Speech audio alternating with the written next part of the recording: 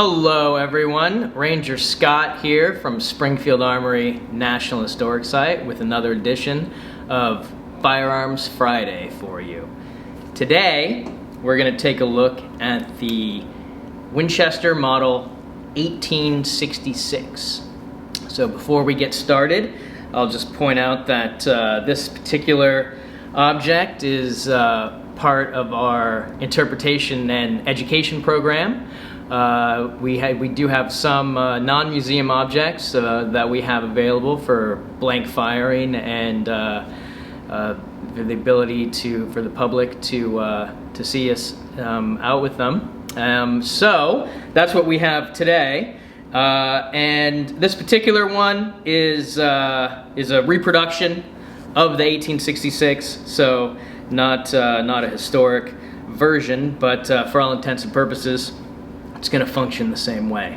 So the 1866 is essentially an improved Henry rifle, which did see some use in the Civil War, right? So it's a repeater.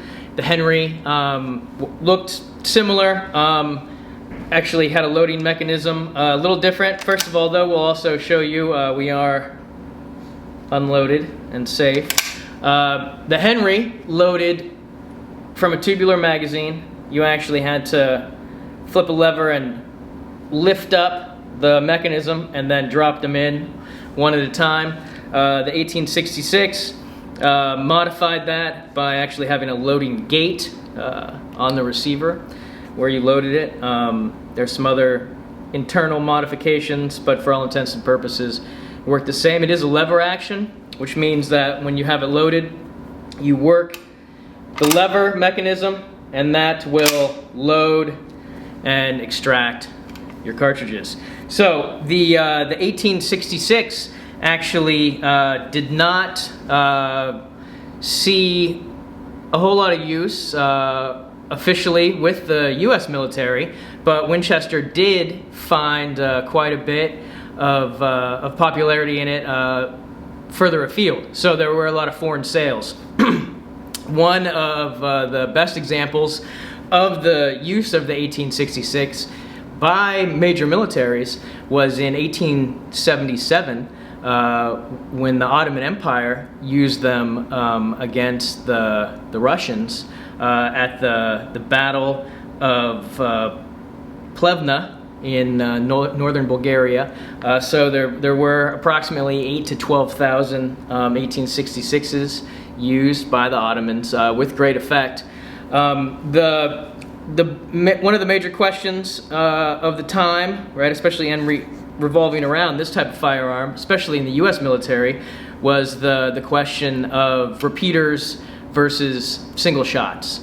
Repeaters of the time often used a less powerful cartridge, so it had less range and less penetration, whereas the single shot could be made to fire any size cartridge, essentially. And so the ever-present question, especially in the post-Civil War era of the repeater versus the single shot, was still there. The single shot, as some of you will know, remained the official U.S. military firearm until 1892 with the adoption of the smokeless powder Craig. And so the 1866 did see a lot of sales, as I said, in foreign militaries and private sales for folks that were using them as the country expanded westward. Very popular in those areas. So the functioning of this, we do have a snap cap, so a non-functioning round that will replicate a live cartridge. I'm going to show you how this thing loads and fires and extracts. So what you would do is you'd actually take one of these and you'd push it into the loading gate and shove it in there. They talk about grand thumb. You never hear about 1866 thumb, but it's a little, it'll catch you. So you could load, depending on your cartridge, approximately 17 rounds in here. We only have one, for example, but I'm going to show you that. So you've got them. They're going to go up into this spring loaded tube here.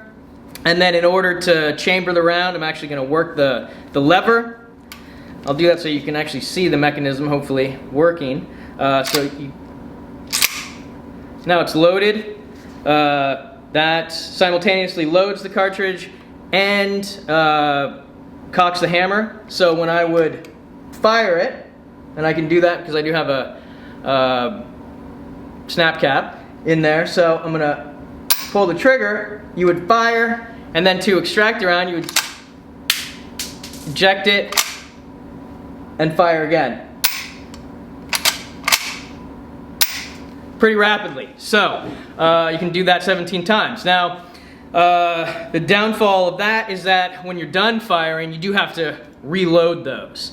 So there was some testing going on after the Battle of the Little Bighorn here at the Armory to decide if the repeater did actually give that much more of an advantage. One of the interesting parts of the test was the timed firing. So in about a 2-minute timed firing, the Henry or 1866, this style, actually fired many more shots. But when you get into the 8 to 10 minute range, it actually the trapdoor caught up with it, because the trapdoor was able to continuously load and fire, whereas this could fire rapidly. It's 17 round magazine, but then you had to singly load them again and again. So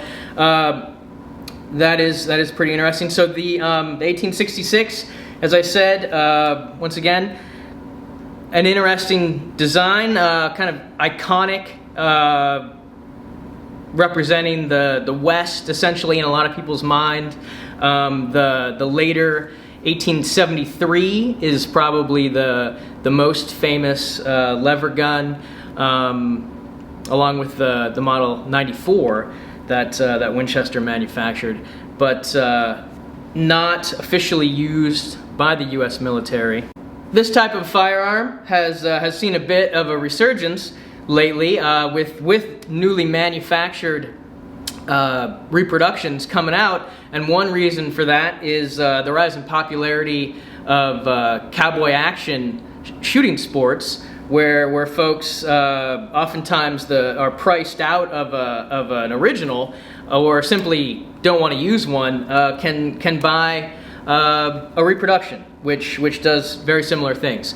So we're curious here. Does anyone have any experience or any interest? I know a lot of folks, this was kind of one of the first firearms that they may have been interested as a youngster. But does anyone have any stories they'd like to tell about their experiences with one of these lever type guns? We'd love to hear about it in the comments section.